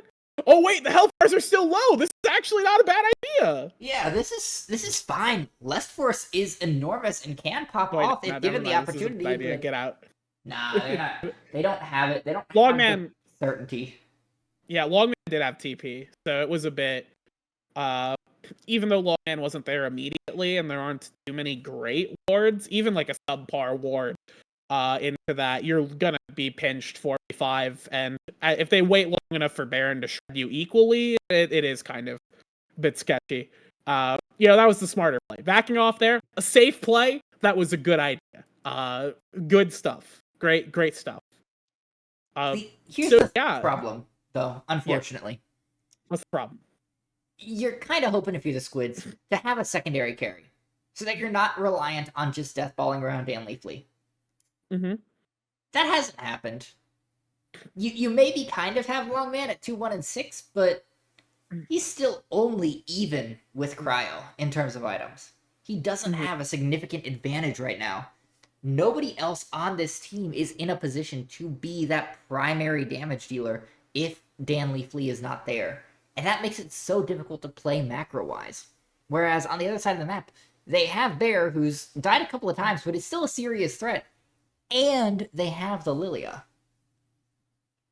Yeah, they have 2 actual threats, and importantly is that they're 2 threats to play the game in different ways. Bear can look to split here, Lilia can look to sprint around and be everywhere. She can be in with mid lane, she can try and cover for a Renekton. So we do have a Drake started, but it's going to be contested. Yeah, Death Pit is brought out, but it's just Memer6 caught in, stays alive for so long with the wall. But still, Danley Flea is legendary, finally going to go down to the Lilia here, eventually on the burn on the backside. However, the health bars are now very, very low for blue team. A double kill for Lust Force as he looks to chase down Longman on the backside. Will the watch out eat be enough? No, but still the burn will do it. A triple kill for Lilia, and they are sprinting for this Baron. Yeah, it is gonna be a Baron taken now. Lilia and Tristana both are gonna be good enough to shred this, and there's just no damage available to contest this. Jigglypuff is not enough. Rel is not enough. Natural Rel Predator Braum Shield is up here on the game. Hey, we've joked about Memer6 enough, but full credit to him there. That Braum Shield did genuinely buy enough time for Lust Force to tear through the rest of the team as Danley Flea was sitting there pinging away at Braum. Yeah. No, we did see it finally come to fruition. It paid off. Here's the thing, chat. We're still right, but y'all get this little vindication. I'm gonna get fired. Don't worry. I've you I've had, until you get multiple manifestos written about you, you haven't actually played draft. You haven't actually casted for draft, all right? Uh that aside, we're gonna stop harping on the Braum. In the end, it's working out. Not necessarily because of Braum, more so because Lilia is massive. And in the end, you got the Sivir behind. She's a caster minion who rallies her team. When your Lilia is 7-0, that's all you need to do. 7-0 with both burn items and a nearly fully stacked Mage Eyes and a nearly fully complete Rabadon's, because screw your health bar, I'd kill you with one Swirl Seed. Yeah, Lilia is so far ahead. This is old Mordekaiser ult. The one where you just press R and watch them die over 25 seconds. Yeah, they die slowly, or like if you're psycho and you go AP Trundle, you just click somebody with your ulti and watch them die slowly. Very funny, not good. Less Force in a pit. Yeah, Less Force is gonna get burned down here. Bear now a little bit alone, but look at the other side of the map. They're going to split this once again. Bear wins this fight because all the damage dealers have pulled off to try and save the base, but it doesn't matter. The base has fallen. They've lost another inhibitor turret on the top side because they just can't defend everything. Yeah, they're able to move around so quickly. They have so much extra mobility from just the champions they have. You know, those extra, cloud drakes, giving them out of combat movement speed. They are able to just move around so efficiently. And look, Cryo's going to take this mid turret, or mid inhibitor rather. Yeah, and Echo's not going to be enough of a threat. Cryo just takes that and walks away, and that's going to be. We're not quite at 3 inhibs yet. Braum Shield doing its job here, as it looks like Braum is going to drop. Is he though? No, wait. Oh my god. Braum Shield's actually the best ability in the game. Hey, it's the 0-11 bot lane power spike, my man. It's like Yasuo, you just gotta trust. Yeah, it turns out when your champions are utility, that doesn't matter what happens. As long as you have one person fed, then you can just click the buttons. Hey, by the way, 60 seconds until the scene gets even faster. Yeah, we're gonna go faster for sure. Unfortunately, we did drop 10 Magi stacks, which is it's a loss, but you didn't drop you didn't drop below 10 thresholds. So you're still fine if you're Lilia. You kind of really only have it. Like the AP it's a good bonus, and obviously it's a lot of AP when it's fully stacked, but you really have it because she's the 10% movement speed makes you so fast. She is, I'm pretty sure she's fast enough where she can phase through solid walls. By the way, the entire team is dead. That was a beautiful wombo combo there. Let's Force just completely unable to do anything as Echo traps 4 in the pit. 9 Trees locks him down, and Dan Lee Flea thinks this is bowling. He's gonna recall. He's oh no, the inhibitor! The recall was stopped. It's just Cassante going back. They're not gonna save the inhibitor. Oh no! Oh no! Oh, it's a disaster. Even the victories are losses this game for the side of the Squids. Dan Lee Flea has so much money, but it's just not enough because they've lost so much around the map so too early, and now they can't play the game. And the worst part is so few of these kills are coming in up and up fights, right? It's not where both teams are fully aware and fully fighting front to back. It's, hey, we happen to get a pick. Okay, so what happens when you don't get that pick? What happens when you're actually fighting front to back? Does Danley actually get that same combo off? The answer is going to be no. Yeah, because the Braum Shield will actually be up that time.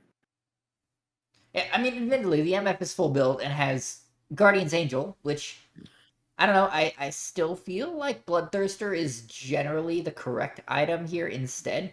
I just feel like GA is so golden efficient, especially when it's not up, but it's not worth the value. But, you know, whatever.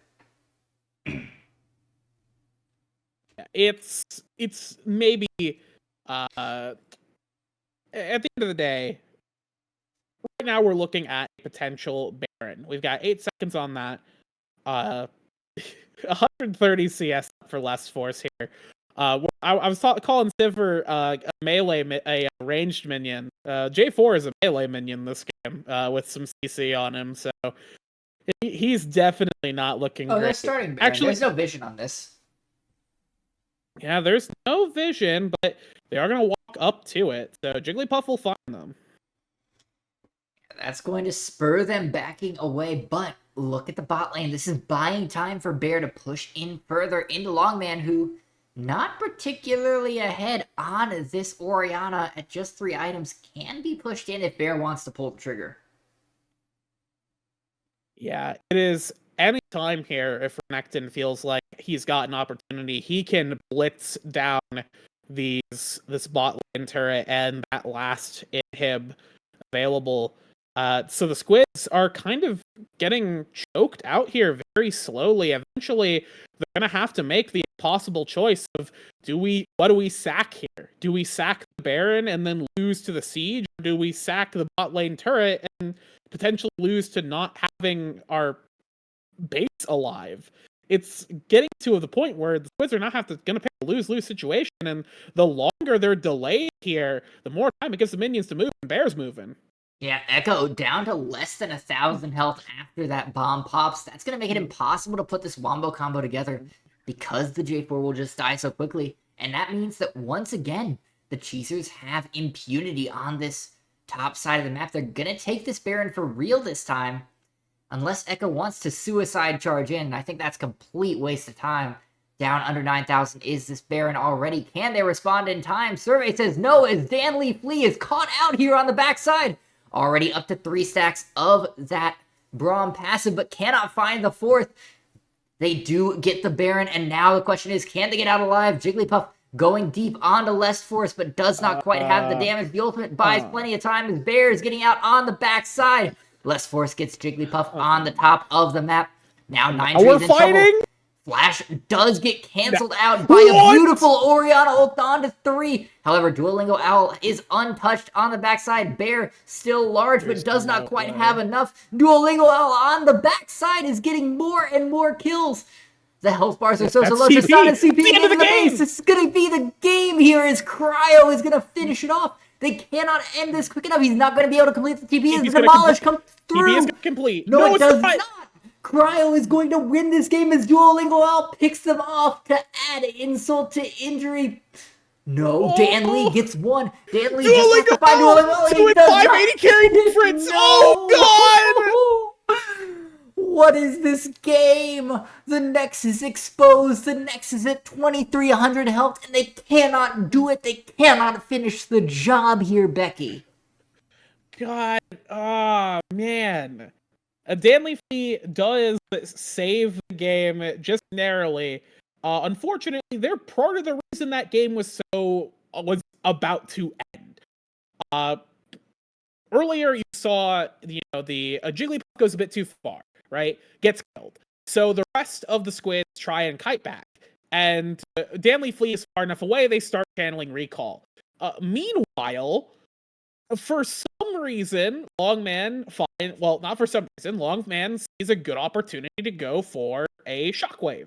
And it hits 3 people, and Echo's there too. They hit that combo, but Danley Flea was already channeling recall so far away, didn't go to meet with the rest of the team, and wasn't able to follow up on that actual good combo fast enough.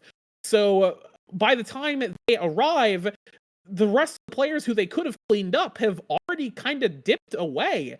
And that bought them enough time to get a TP off, get that, get into the side lane, crack that turret.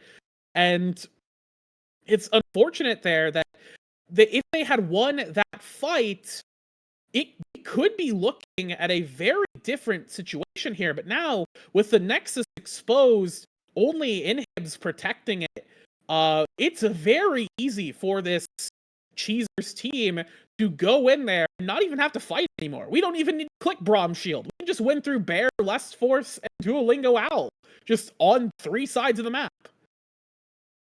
Yeah, but, you know, forget 3 sides of the map when you could just Death Ball in now at the mid lane with 3 Cloud Drakes on their back. It looks like the Cheezers just want to say, there's nothing protecting this Nexus. We will win here.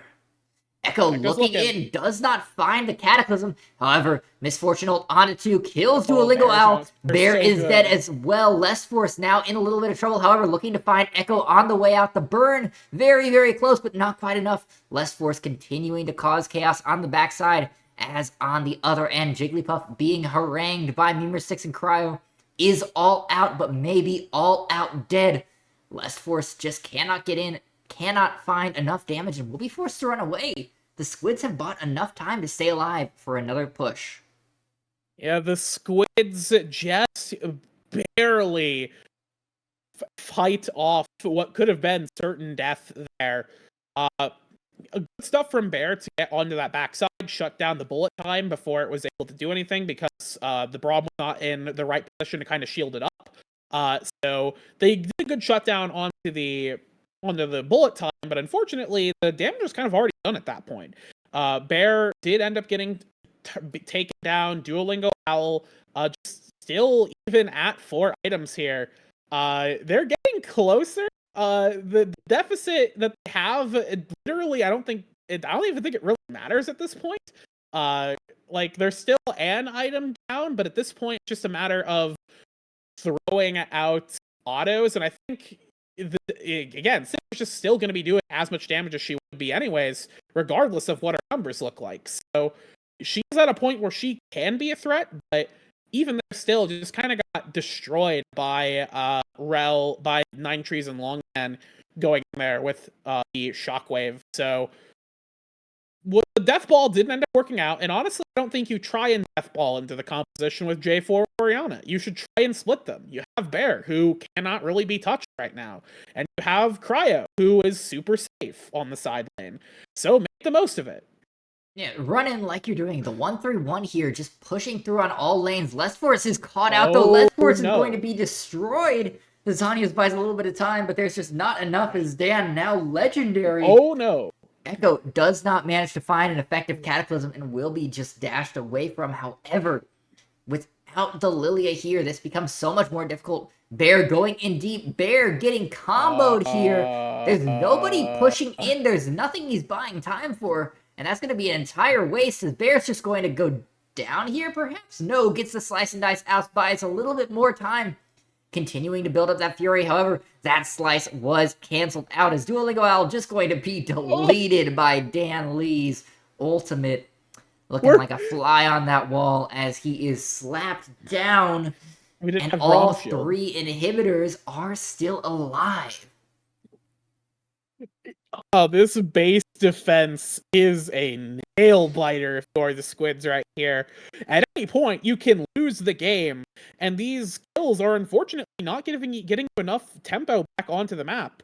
At this point, they do have time. They have about 3 seconds. Cryo is TPing in, but Longman's there. All right, that's the end of that. It is just going to be Baron here for the Squids. Yeah, Less Force is going to approach, but I don't know if they're going to get there fast enough. They might. Oh, nail biter there. Good smite from Echo, though, to make sure that there was no chance. Yeah, no chance for sure. As 20-1 on Dan Leafly, Baron up Squids roster. They're floundering, but they're not dead yet. They've actually now tipped the gold lead back even. Despite the fact that the kills are so heavily in their favor, they only barely they were still at a deficit for pretty much the entire game because they've taken exactly 2 turrets. This death brush is so horrifying, but nobody's fallen for it. We aren't walking into death. They're just gonna sit here menacingly and lose soul. Are they gonna lose Cloud Soul? Are they gonna go to end the game? Yeah, they're Is going that the into the game idea? and They're trading going for to get soul. game! I love this. Let's do it. Going down the mid lane. There's no wave in the way. Baron recalls! The Baron recalls are coming in, but they might not have enough time. The Nexus is exposed. Cryo's looking to burn it down. It's down under half. It's down under a quarter. Do they have enough auto attacks? Yes, they do. The Cheezers win the game on the sneak to sacrifice Soul, Becky. That was so smart. Oh my god. Alright, that might be one of the best games I've watched in a while. League of Legends is a video game of all time. Good. Oh my, that was so good from both teams, actually. We saw both of these compositions deliver everything you wanted to see. You know, we saw the Braum Shield stop the Misfortune ultis. We saw the Renekton and Tristana applying split push pressure. We saw the Sivir going in, sacrificing herself time and time again to getting inhibitors. And then we saw the base defense of the century from the Squids, eking out just little victory after little victory. And in the end, it doesn't matter what they get because they lost too much too early, and all they needed was to hit the go button one time into the base. And the Cheezers were able to clean that up. What a decision there. What great macro from the Cheezers in general this game. It's incredible because this is not a game where they were winning by miles, right? This is not a game where they were winning just by virtue of hands checking the enemy team. No, this was a game where they said we are going to be even or down at every point in time and still win the game because we know how to macro. We know how to read a minimap and how to play around you, and we will do it better than you every single time. Yeah. Man, I don't know what to say. Words fail. That was just a crazy game. That was just a crazy ass game. I guess, you know, they'd win. It's true. Cheezers did win. It was not the Braum, but they certainly won.